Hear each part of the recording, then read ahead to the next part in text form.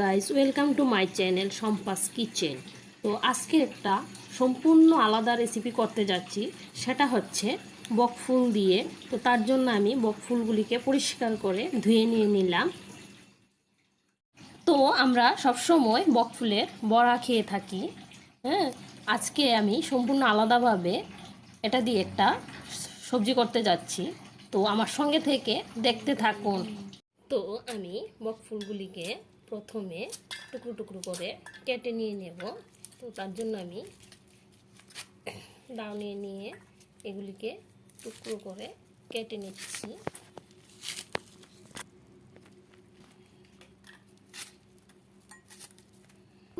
সাথে এগুলিকে কেটে সাথে নিয়ে নিলাম 4টা কাঁচা লঙ্কা।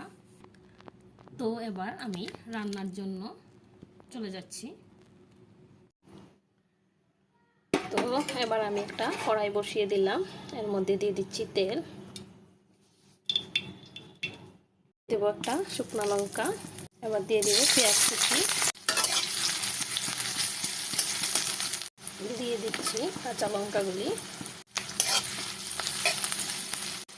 এবার দিয়ে দিব প্রয়োজন মতো লবণ, দিয়ে দেব প্রয়োজন মতো, হাতে দিয়ে দিব জিরে ধনে গুঁড়ো।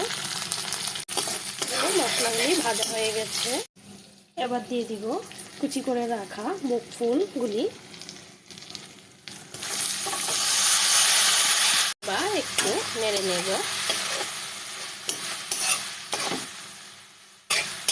বকফুলগুলি দেখতে কি সুন্দর লাগছে।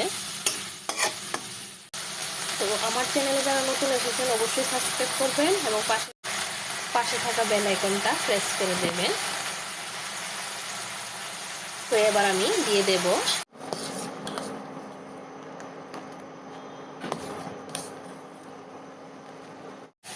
আমার ঘরে তৈরি করা পনিরগুলি এবার আমি দিয়ে দিচ্ছি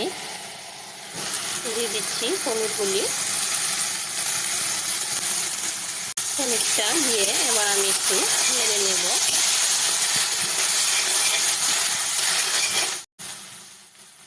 তো পনির এবং বকফুলগুলি আমি একটু ভেজে নিচ্ছি। তো বকফুলের বড়া তো অনেক খেয়েছেন, এবার এভাবে করে একবার খেয়ে দেখুন, খুব স্বাদ হয়। ভাজাটা সম্পূর্ণ হয়ে গেছে, এর মধ্যে আমি দিয়ে দিচ্ছি একটু জল, কেননা এটা একটু মাখা মাখা করে নামাবো। নামানোর আগে দিয়ে দিচ্ছি ধনেপাতা।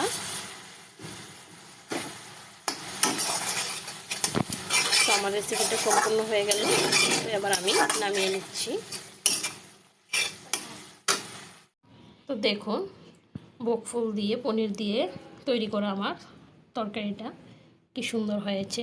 আপনারাও বাড়িতে ট্রাই করুন। তো এতক্ষণ আমার সঙ্গে থাকার জন্য সকলকে অসংখ্য ধন্যবাদ।